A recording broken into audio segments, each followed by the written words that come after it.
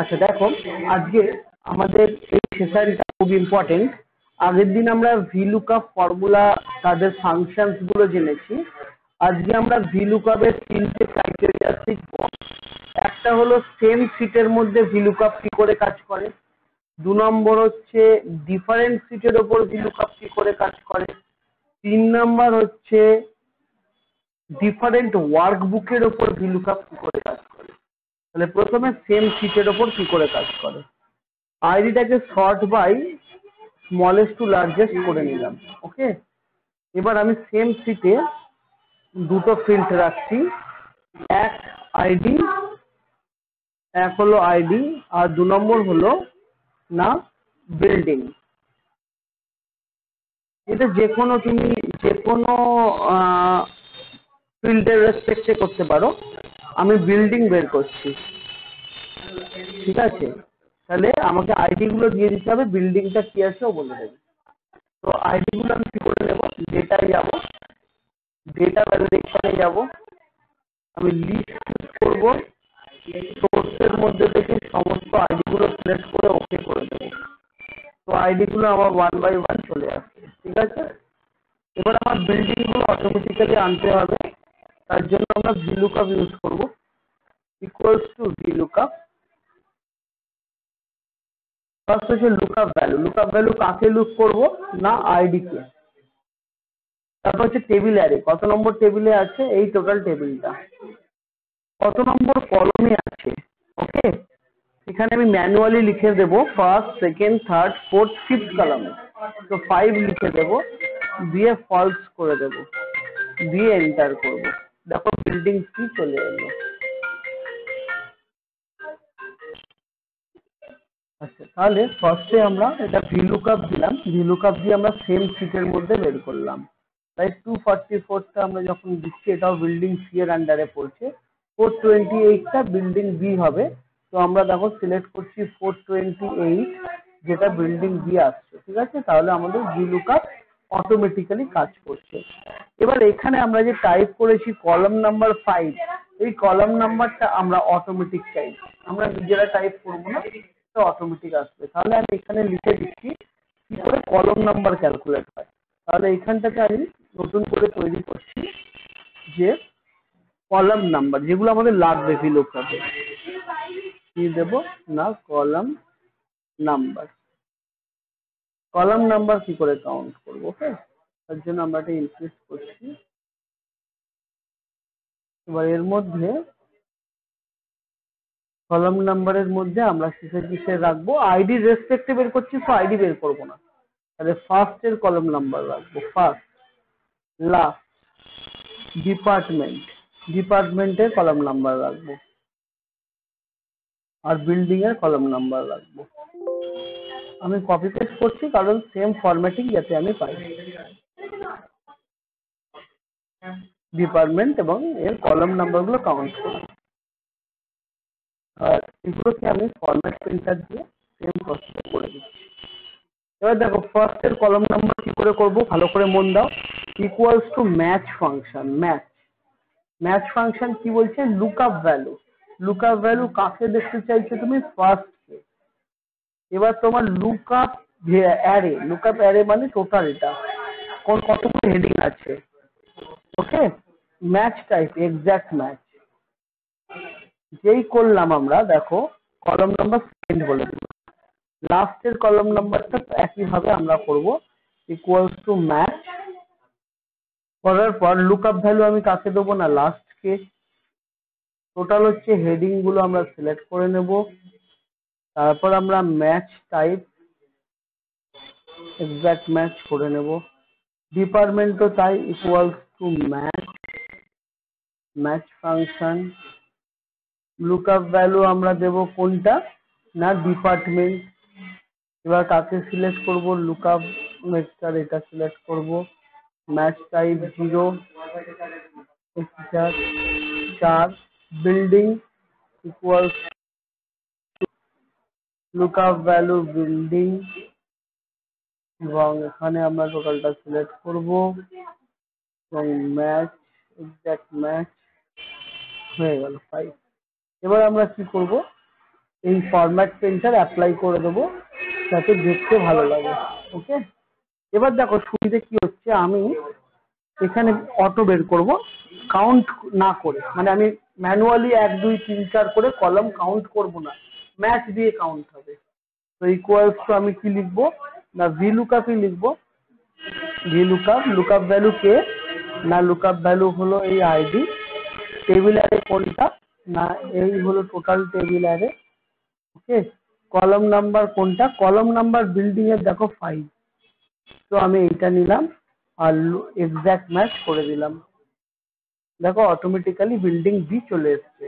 এবার সুবিধা কি হলো, সাপোজ আমি এখানে একটা কলাম অ্যাড করেছি ইনসার্ট, দেখো কলাম নাম্বার বেড়ে গিয়ে 6 হয়ে গেল। ঠিক আছে, দেখো না হলে কিন্তু VLOOKUP এ করলে এটা কিন্তু এরর চলে আসতো। তো এইখানে আমরা কলাম নাম্বার ইচ্ছা করে বাড়াতে পারি ম্যাচ দিয়ে করলে, তাহলে অটোমেটিক্যালি ডাইনামিক্যালি চেঞ্জ হয়ে যাবে। তাই যখন আমরা প্রফেশনাল কোনো VLOOKUP ইউজ করব সেখানে ম্যাচের রেসপেক্টে আমরা কলাম নাম্বার বের করব, শুধু VLOOKUP দিয়ে নয়। বোঝা গেল? এবার সেম জিনিস যদি আমি অন্য শীটে করতে চাই, এই আইডিটা আমি জাস্ট এটা কপি করে নিলাম, কপি করে সেকেন্ড শীটে বের করতে চাইছি এটা। দেখো এখানে রেফারেন্স এরর দিয়ে দিচ্ছে। কেন রেফারেন্স এরর দিচ্ছে, কারণ ওর রেফারেন্সটা চেঞ্জ হয়ে গেছে, শীটের রেফারেন্সটা চেঞ্জ হয়ে গেছে। তো এটাকে আমি কি করে করব, আমাকে আরেকবার ফর্মুলাটা লিখতে হবে। তো আমি এখানে ইকুয়ালস টু VLOOKUP লিখবো, লেখার পর আমি কি করব, লুকআপ ভ্যালু এটা দেব, টেবিল অ্যারেটা আমার এই সিটে গিয়ে সিলেক্ট হবে, টেবিল অ্যারেটা এই সিটে গিয়ে সিলেক্ট হবে। আর কলাম ইন্ডেক্স কোনটা হবে, কলাম ইন্ডেক্স নাম্বার কোনটা হবে বলো, বিল্ডিং হবে। আচ্ছা তাহলে আমি এই সিটে আবার যাই, তাহলে এখান থেকে সিলেক্ট করে দিচ্ছি। ওকে, করে আমি কি করছি না ট্রু না ফলস লিখে দিচ্ছি। দেখো এখানে বিল্ডিং বি চলে এসছে, এখানে এবার চেঞ্জ করছি দেখো। আচ্ছা এখানে ডেটা ভ্যালিডেশন কাজ করেনি, এবার এখানে আবার ডেটায় যাব, ডেটা ভ্যালিডেশনে যাব, এটাকে ক্লিয়ার করে দেবো। ক্লিয়ার করার পর এখানে যাব ডেটা ভ্যালিডেশনের জন্য, আমি এখান থেকে লিস্ট করব, লিস্ট করে সোর্সে গিয়ে আমি এই সিটে গিয়ে টোটালটাকে নিয়ে নেবো আইডি গুলো, নিয়ে ওকে করে দেবো। দেখো এখানেও আমার চলে এসছে ডেটা ভ্যালিডেশন। দেখো বিল্ডিং সি আসছে, দেখো বিল্ডিং বি আসছে। তাহলে আমার আরেকটা সিট থেকে অপর সিটেও VLOOKUP কাজ করছে। এবার আমি চাইবো দুটো ওয়ার্ক বুকে হবে, আলাদা দুটো ওয়ার্ক বুকে। এটা হলো ওয়ার্কবুক 1, এটা আমি ডেস্কটপে সেট করছি, এটার নাম দিচ্ছি ওয়ার্কবুক 1। আচ্ছা এবার সেম জিনিসটা এটা আমরা বানাচ্ছি ওয়ার্কবুক 2 তে। এটা কোথায় বানাবো, আবার আলাদা করে এক্সেল খুলছি সেকেন্ড ওয়ার্কবুকে, মানে আলাদা ওয়ার্কবুকে করছি। তো সেকেন্ড ওয়ার্কবুকে আমি এটাকে বানাতে চাইছি, যার নাম দিচ্ছি ওয়ার্কবুক 2। ফাইলে গিয়ে সেভ অ্যাজ ডেস্কটপ, যার নাম দিচ্ছি ওয়ার্কবুক 2, একটা 1 একটা 2। বোঝা গেল? তাহলে 1 থেকে ডেটা আসবে 2 তে, টোটাল প্রসেসটা আমরা দেখতে চাইছি। তো 1 ওয়ার্কবুক এটা, 1 ওয়ার্কবুক এটা আমি খুললাম।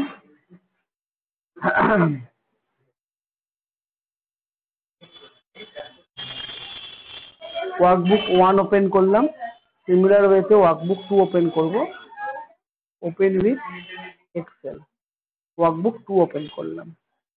এবার ওয়ার্কবুক 2 তে আমার এই যে আইডি গুলো কিরকম হবে না, ওয়ার্কবুক আমি 1 থেকেই কপি করে আইডি গুলোকে এখানে ডেটা ভ্যালিডেশন করতে চাই। তো কিভাবে যাব, ডেটা আমি এখানে আইডি একটা ফিল্ড করে নেব, এখানটা আইডি ফিল্ড করে নেবো, একটা আইডি লিখে নেবো, আইডির মধ্যে আইডি গুলো ফেলে দেবো, রাইট হলো।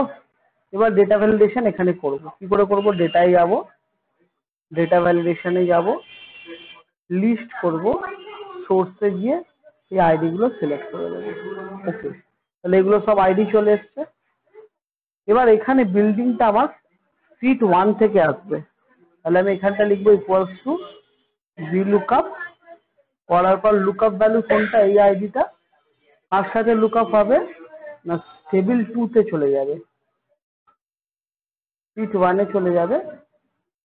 তো আমরা সিট 1 এ যদি যাই, সিট 1 এ টোটালটা সিলেক্ট হবে। দেখো, তো এখানে একটা কাজ করব আমরা, ভিলুকআপ ফাংশন দুটো উপায়ে করা যায়। এখানে আমরা সেকেন্ড উপায় করব, মানে ফর্মুলায় যাব, ফর্মুলাতে গিয়ে লুকআপ ফর্মুলায় যাব, ফর্মুলায় গিয়ে লজিক্যালের মধ্যে লুকআপের মধ্যে ভিলুকআপ নেব। ভিলুকআপ দেখো, ভিলুকআপ। এবার লুকআপ ভ্যালু কোনটা? এটা। টেবিল অ্যারে কোনটা? টেবিল অ্যারেটাকে মিনিমাইজ করে আমরা সিট 1 এ আসবো, এসে টোটাল টেবিলটা সিলেক্ট করব। হয়েছে? টোটাল টেবিলটা সিলেক্ট করব, টেবিল অ্যারে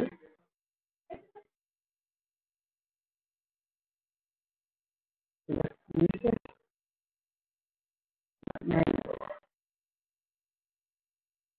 নেওয়া উচিত।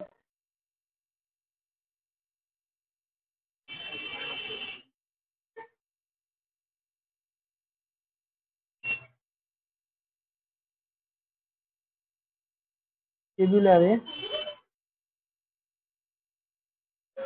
এখান থেকে যখনই আমরা মাল্টি সিট করছি, একটা মিনিট দাঁড়ান, মাল্টি সিট ভিলুকআপের জন্য আমাদের এক্সেল 13 দরকার, কেন কি লোয়ার ভার্সনে এটা সাপোর্ট করে না। ধরো এখানে আমি লিখছি আইডি, এখানটা লিখছি নেম, আইডি আর name, ID name, ID 1 name Ram, ID 2 name Sam. ঠিক আছে? তাহলে এই দুটোকে আমি অল বর্ডার করে ফাইলে গিয়ে সেভ অ্যাজ করছি ডেস্কটপে, যার নাম দিচ্ছি সিট 1, শুধু 1 বা সিট 1, সিট 1। সিট 1 এর ঠিক সিমিলার সিট আমরা তৈরি করব সিট 2 তে। আমি ফাইলে গিয়ে নিউ করে নিচ্ছি, নিউ করে ঠিক এই সিমিলার জিনিসই নিচ্ছি, বাট নেমগুলো নিচ্ছি না, এটার নাম দিচ্ছি সেভ অ্যাজ ডেস্কটপ, যার নাম দিচ্ছি সিট 2, সিট 1 সিট 2। এবার সিট 2 তে আমি ডেটাটা আনতে চাইছি সিট 1 থেকে, মাল্টি সিট ভিলুকআপ, রাইট? তাহলে আমি কি করে করব? ইকুয়ালস টু ভিলুকআপ করার পর আইডি, এবার সিলেক্ট করব কোন সিট থেকে? তোমরা জানো সিট 1 থেকে সিলেক্ট করব। সিট 1 সিলেক্ট করলাম, দেখো এখানে অটোমেটিক নিয়ে নিল, কমা কত নম্বর কলামের ভ্যালু নেব? 2 নম্বর, দিয়ে ফলস করব। দেখো মাল্টি সিট ভিলুকআপ সাপোর্ট করে নিয়েছে, দেখো এখানে রাম স্যাম চলে এলো সেকেন্ড সিটে, সিট 2 তে। ঠিক আছে? তাহলে এক্সেলের আপার ভার্সন হলে আমরা multi sheet, multi workbook VLOOKUP করতে পারবো। Not only multi sheet, different workbook VLOOKUP. তাহলে অ্যাডভান্স ভার্সনের সুবিধা কি হলো বুঝতে পারলে? একটা ওয়ার্কবুকে আমার ডেটাগুলো আছে, আর একটা ওয়ার্কবুকে আমি ডেটাগুলো আনতে পারবো ভিলুকআপের থ্রু দিয়ে। মজার জিনিস দেখো, আমি সিট 1 এ ডেটা চেঞ্জ করব, সিট 2 তেও চেঞ্জ হবে। সিট 1 এ আমি 1 নম্বরে রাহুল করে দিলাম, 1 নম্বরে রাহুল করে দিলাম, দেখো সিট 1 এ চেঞ্জ করেছি। ঠিক আছে? সিট 2 তে চেঞ্জ হচ্ছে নাকি দেখো তো বাবা, সিট 2 তে হচ্ছে নাকি?